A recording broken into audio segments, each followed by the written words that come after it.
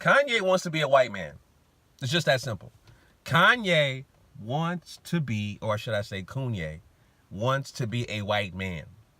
You know, he looks up to Clockwork Orange as a god. He admires his man. You know, again, as I said before when I talked about Kanye when he had his, his slavery was a choice rant, and now he's on his marketing campaign to promote his new upcoming album. Again, that's all he's doing. He's marketing his projects. All right? He has an album coming out. He was on SNL. He's on TMZ. Why? Because he's promoting an album. If he was not promoting an album or some kind of new shoe or whatever, he would have nothing to say. But this is his marketing strategy. And his marketing strategy is to say, hey, I want to be white. Black people need to be submissive to white supremacy. And that's that. So we know how he moves. Again, he has not been the same since his mother, Donda West, died. And so when Donda West died, the black side of Kanye West died. Therefore, now he wants to be like, hey, I want to be white. I want to be surrounded by as much as my black friends and peers who started out with me to carry my message of being docile to white supremacy and bowing down to a Clockwork Orange. That's his whole ideology now, right?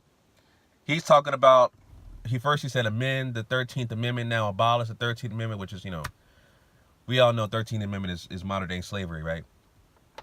And then at the same time he says, he wears the MAGA hat, of course, and then at the same time he says we have to, in a nutshell, he basically says we have to combat racism with love, right? That's how we ended up where we're at today. Over 500 years of oppression, right? Disenfranchisement, subjugation, total chaos, and we have not been rewarded collectively as a group since we are descendants of slaves. We have not been properly compensated for reparations, even though the Japanese groups, they got their reparations. The so-called Native Americans, they got their reparations.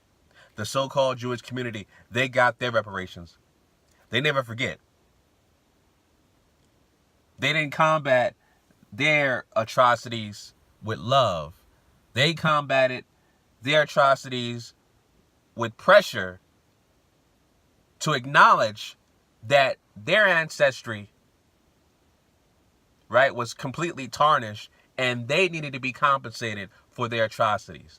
They never forgot. But collectively as a group, we got people like Kanye who's teaching modern society, or black society, I should say.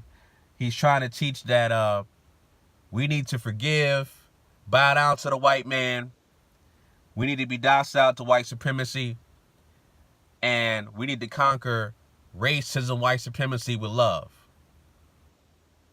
So again, like I said, all he is doing is just promoting this goddamn album. I think it's called Yandhi or whatever the case may be.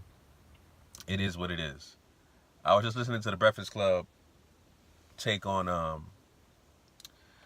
the situation with this SNL performance and all that stuff, and they were talking about, are you still going to wear Yeezys and listen to his music and all that stuff and that kind of thing. Now, here's the thing about that, right?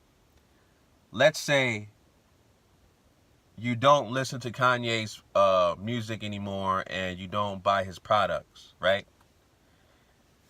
And that kind of thing because of what he said. That's cool, right? But my thing is that, the dominant white society, they own and control everything. So even if you don't support his stuff, right, which I don't, if you don't support his stuff, his music, his clothing and all that stuff, find an alternative that's black owned. It's really hard. It's really hard. All these, again, the dominant white society owns and controls all 9 areas of activity: economics, education, entertainment, labor law, politics, religion, sex, and war. So if you find a black-owned apparel company, maybe like a Big Baller Brand, or something like that. But then again, if you support him, then that means you support interracial relationships because he's married to a white lady. So again, it's really hard to find an alternative that's black owned because we have been so dominated by racism, white supremacy, that it's extremely hard for us to own and control everything outright. We always have to partner and compromise with our oppressors, you know? And so my point is that no matter where you look and turn, you'll have to find some alternative, more than likely that's white owned. Until we replace this system of racism, white supremacy with a system of justice where we own and control all 9 areas of activity, you're always going to find some other, entity that's white owned and that kind of thing. It's just what it is. That's what modern society is. They own and control all the infrastructure. It's just that simple. So, anyway, just wanted to share my quick thoughts about the Kanye thing. Again, he's just marketing his damn album, man. That's all it is. He's marketing his album. He's cooning it up. And that's what he's doing. That's what he's doing. So, those are my quick thoughts about that, family. I still don't have my desktop computer, but it is coming soon. I just spoke with the guys that's working on it, so it should be done by the end of this week. I'm just looking forward to getting my damn computer back, and I'm also getting another laptop as well, just so I can do more work. You know what I mean? So anyway, Patreon is coming soon once I get my desktop back.